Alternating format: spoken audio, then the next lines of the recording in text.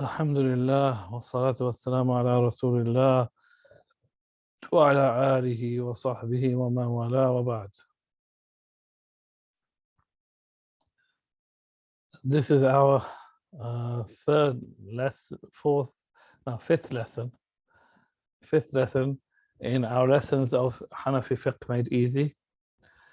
Last lesson we were speaking about the well water, and we stopped at the issue of what does not make a well impure, things which do not make a well impure. So he says, ما لا ينجس البئر وما لا ينجس البئر. لا تنجس البئر بالبعر للإبل والغنم والروث للفرس والبغل والحمار والخث للبقر إلا أن يستكثره الناظر أو ألا يخلو دلو عن بعرة. So those that which does not impurify a well. He says that which does not impurify a well is the feces of a camel or of a goat or the feces of a horse or of a mule or of a donkey or the feces of a cow, except if the person looking sees it as too much. يستكثره الناظر, that the person who's looking sees it as a great amount. Or if when we pull up a bucket, each bucket has is not clean of it. So in every bucket we pull out, there is some feces in it. So in these two cases, then even these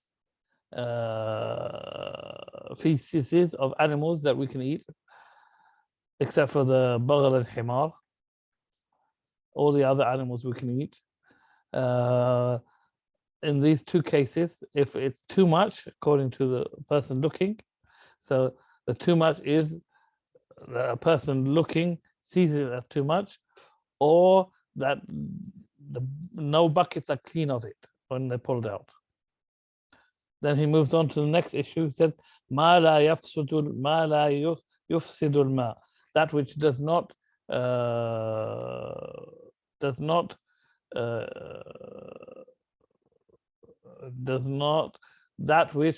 not ruin or spoil the water.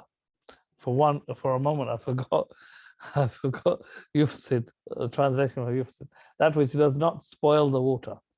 ولا يفسد الماء بخرء حمام وعصفور ونحوه. Water is not spoiled by the feces of birds, or the feces of pigeons and small birds and the like of them. مما يؤكل لحمهم, of those birds which whose meat is edible, of the birds. ولا بموت ما لا دم له سائل, and the water is not spoiled by a creature dying in it, which is an insect, basically, an insect dying in it. They say ما لا دم له سائل, that which has no running blood in it. And what is meant by that which has no running blood in it is an insect. كسمك وضفدع. So insects and fish and amphibians and reptiles. That's what ما لا دم له سائل. So he says, like fish. So if the water has dead fish in it, it doesn't spoil the water, or dead frogs in it, it doesn't spoil the water. وحيوان الماء, and animals or creatures which live in water. So all creatures which live in water, if they die in the water, it does not spoil the water. وبق, and nor do mosquitoes, كبار البعوضة, the big mosquitoes, والذباب, and flies, the death of mosquitoes in the water, nor the death of flies. Was zabur, what was zabur? Another a hornet, the hornet if they die, وأقرب, a scorpion if it dies in it, ولا بوقوع آدمي, nor does the water get spoiled by the falling into it of a human person, not the death of a human person, but the falling into it of a human. So ولا بوقوع ما يؤكل لحمه كالإبل والبقر والغنم, nor by the falling into it those animals which are edible, like the camel or the cow or the sheep or the goat. إذا خرج حيا, as long as they come out of it living. So if they go into the water living and come out of it living, then the water is not spoiled. ولم يكن على بدنه نجاسة متيقنة, as long as there was no impurities upon it, upon their bodies, which is certain. So if they entered the water with, and it was certain that they had an impurity upon them, then the water may be spoiled. But as long as one doesn't know for certainty that there was a impurity upon them, and they go into the water and come out of the water, then the water is not spoiled by them. Then he says, وَلُعَابٌ, as for the saliva, their saliva, وَإِنْ وَصَلَ لُعَابُ الْحَيْوَانِ الْوَاقِعِ إِلَى الْمَاءِ أَخَذَ الْمَاءَ حُكْمُهُ. And if the saliva of the animal which fell into the water reaches the water, then the water takes the ruling of that saliva. And we dealt with the saliva and the remaining water of saliva above. So that which is edible, then it doesn't impure the water. That which is unedible, then it impures the water. And that which is najis in and of itself, it makes the water impure. Then the Sheikh says, ووجود حيوان ميت في البئر وحكم إعادة الصلاة. He says, finding, the next section is finding a dead animal in the well and the ruling concerning repeating the prayer. So he says, إن وجد حيوان ميت في البئر ينجسها من يوم وليلة.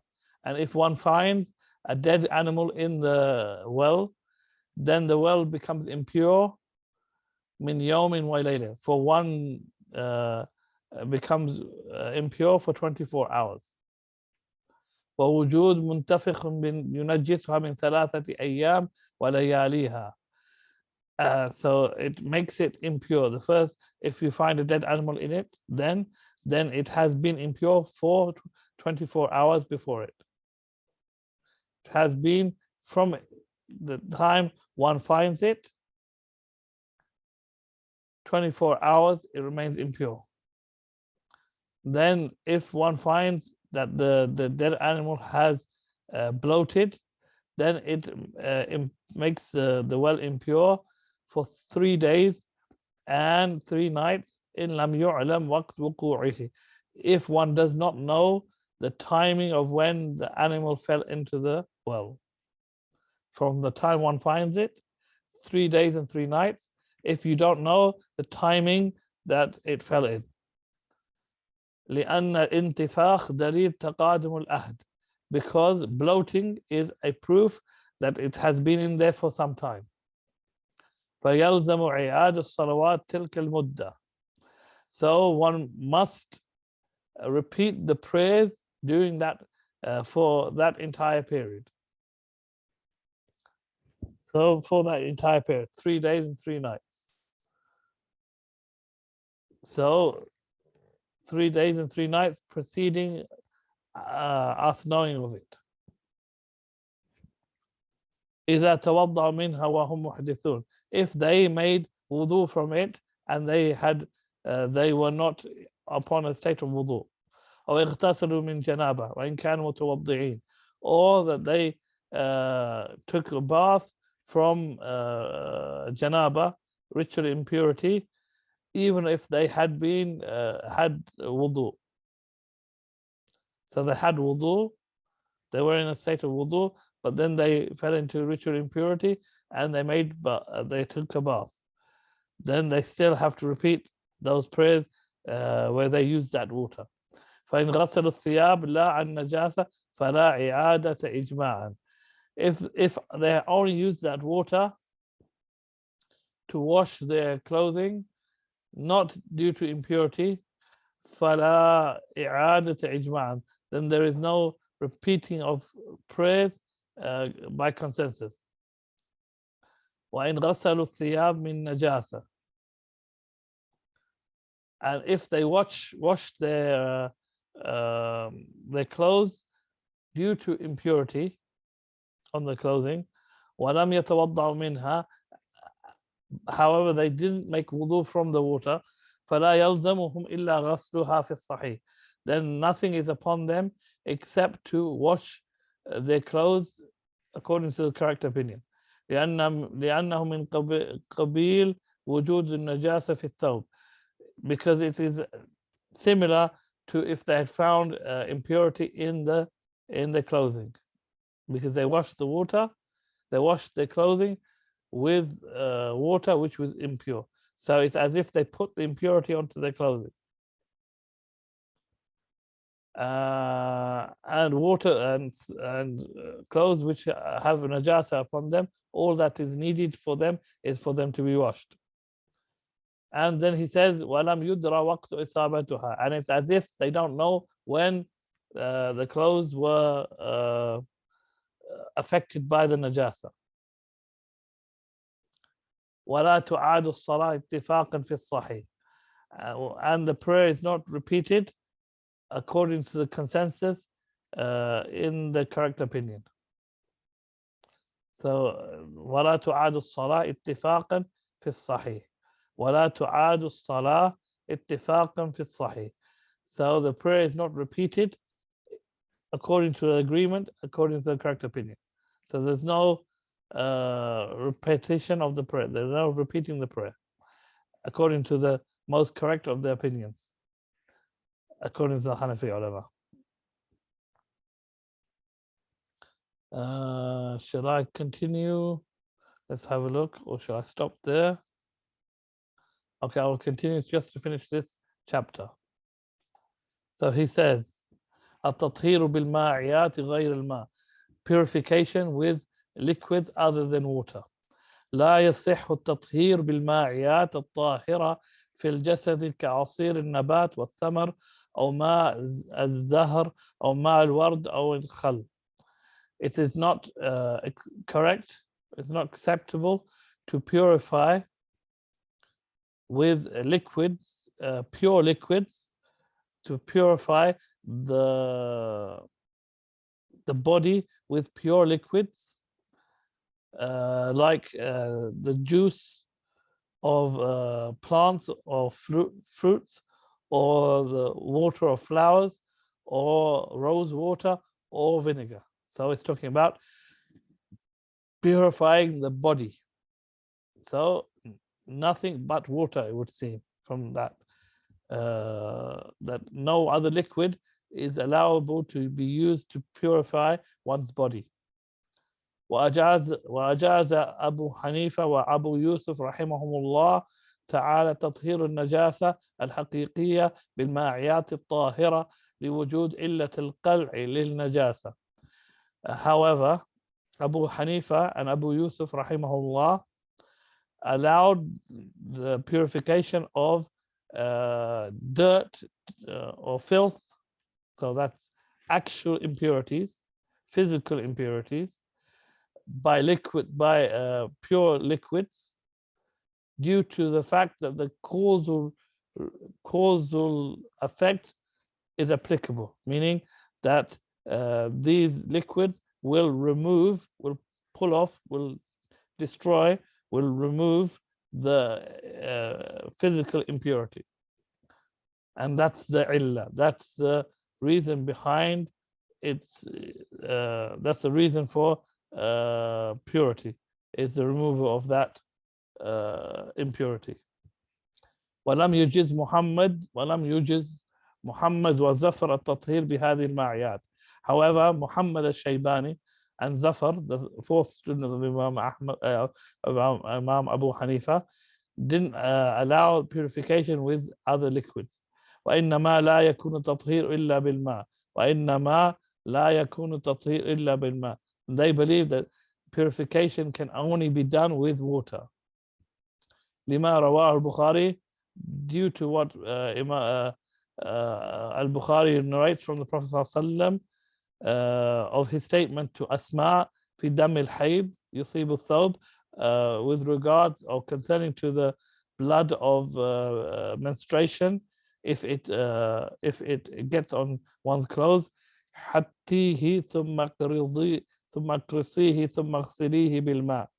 حطيه, place upon it, wash it with water, or not just wash it, or cover it with water.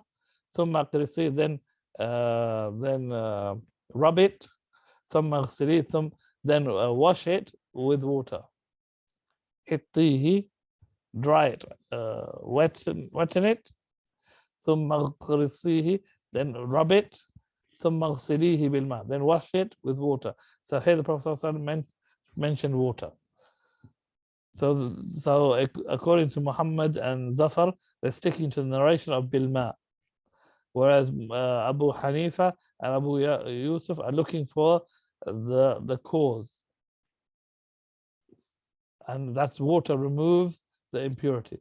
And so any liquid which removes the impurity can take the place of water, and Allah knows best.